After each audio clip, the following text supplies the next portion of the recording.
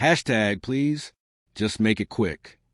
A lonely rancher paid $1 for her, then did the unforgivable. Hashtag section 1, the auction block. The autumn wind cut through Jacob Morrison's worn denim jacket as he stood at the edge of the crowd, his weathered hands gripping the auction paddle marked 47. The town square buzzed with voices, but all he could hear was the auctioneer's rapid-fire chant echoing off the courthouse steps. Do I hear 50? $50 for lot 17. Jacob's eyes fixed on a young woman standing on the makeshift platform, her head bowed in defeat. Sarah Chun, barely 22, clutched a bundle of papers. Her father's debts, no doubt. The bank had foreclosed on the Chin family farm 3 weeks prior, and now everything was being sold to pay creditors, including, it seemed, Sarah's indentured labor contract, a legal arrangement her desperate father had signed before his death. The crowd was sparse. Most folks in Millfield couldn't afford to take on another mouth to feed, especially not for domestic service. The few bidders present were the type of men Jacob had learned to despise over his 43 years of hard living. 25? Do I hear 25? Jacob watched Sarah's shoulders shake. Her whispered words carried on the wind. Please, just make it quick. Something twisted in Jacob's chest. He'd been alone on his ranch for 8 years, ever since Martha passed.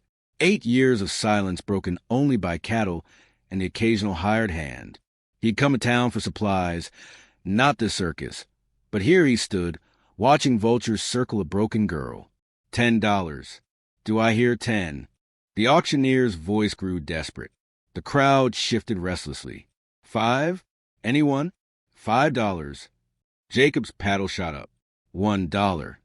The square fell silent. Even the auctioneer paused, his gavel hovering midair. Sir, did you say? $1.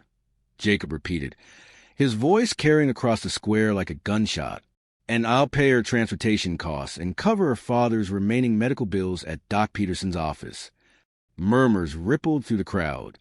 Sarah's head lifted for the first time, her dark eyes finding his. There was no hope there, only resignation. Sold to bidder 47 for $1. The ride to Jacob's ranch stretched 23 miles through rolling hills painted gold and crimson by the setting sun. Sarah sat rigid in the passenger seat of his dusty pickup truck, her single suitcase and a wooden box of belongings in the truck bed. You don't have to be afraid, Jacob said finally, breaking an hour of silence. Sarah turned to look at him, really look. For the first time, his face was carved by sun and hardship, but his eyes held a gentleness that surprised her. Everyone has to be afraid of something, she replied quietly. Jacob nodded, understanding. Your father, he was a good man. Helped me fix my irrigation system 2 summers back. Wouldn't take a penny for it. That's why we lost everything. Sarah's voice carried no bitterness, only exhaustion. Papa could never say no to anyone who needed help. They drove past the old Chin farm, now standing empty with a red foreclosure. Notice still tacked the front door. Sarah pressed her face to the window, memorizing details she'd never see again. What do you expect from me?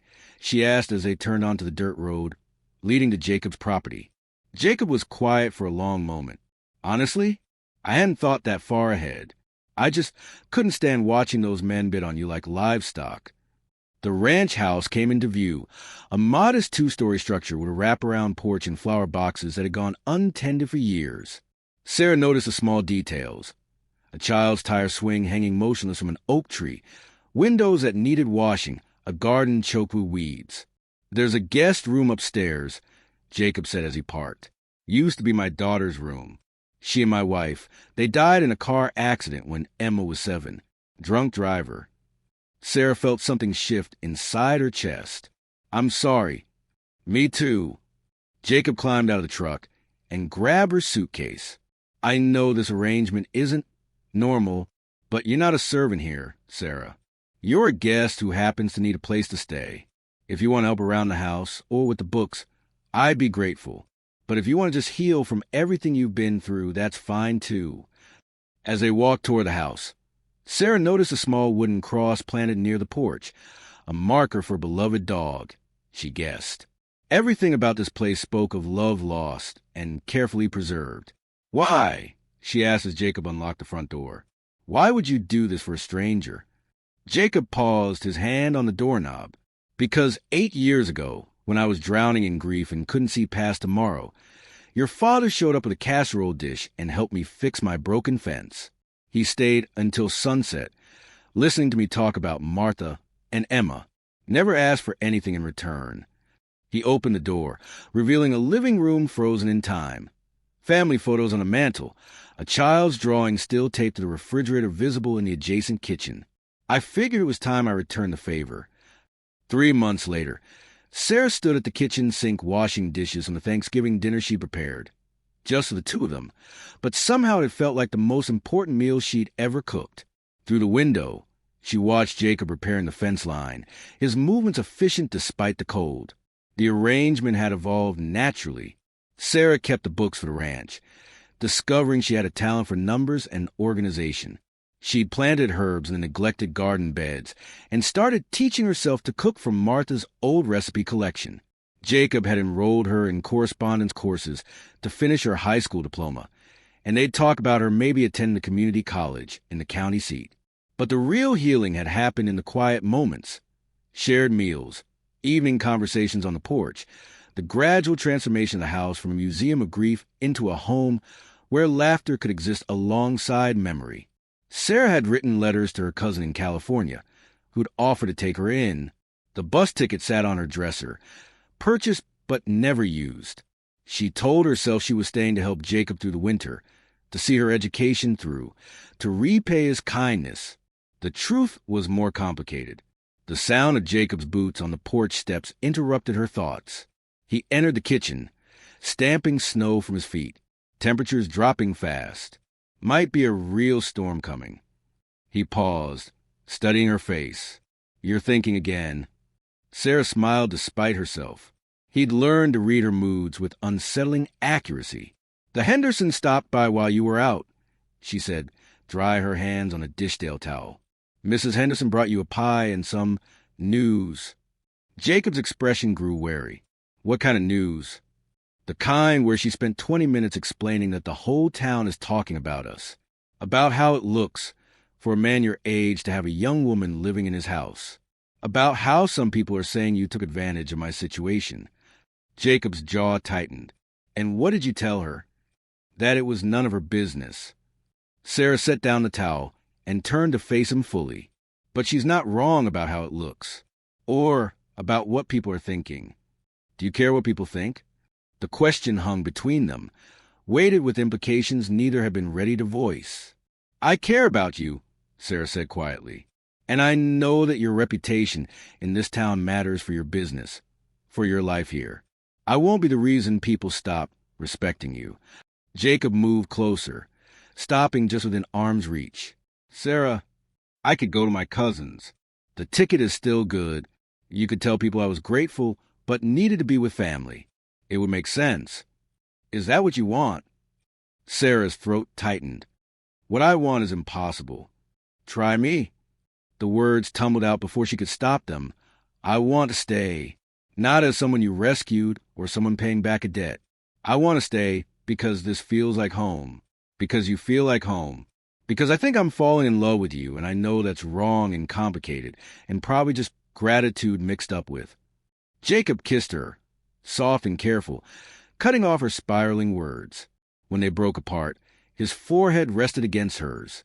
The unforgivable thing, he said quietly, would be letting you go because other people can't understand that sometimes good things grow out of bad situations. That sometimes two broken people can help each other heal. Sarah's eyes filled with tears. People will say you took advantage. Let them talk. I know the truth. You know the truth. Martha used to say that love doesn't follow a schedule or ask permission. His thumb brushed away her tears. I love you, Sarah. Not because I saved you or because you needed saving. I love you because you brought laughter back into this house. Because you see beauty in broken things and work to fix them. Because you're brave and kind and stubborn as hell.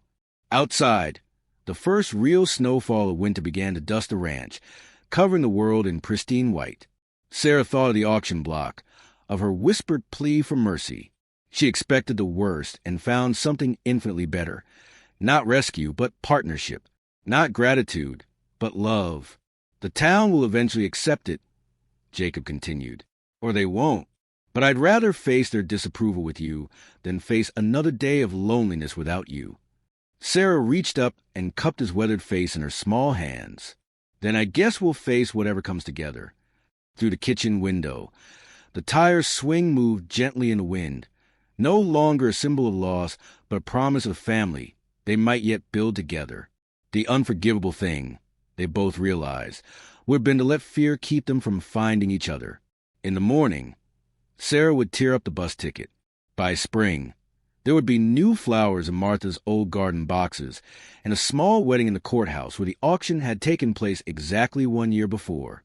The same people who had whispered would come to celebrate, because time has a way of softening even the sharpest judgment when it comes wrapped in genuine love. But that night, they simply held each other in the kitchen of the house that had learned to be a home again, grateful for the unexpected grace that had brought them together and the courage to choose love over convention.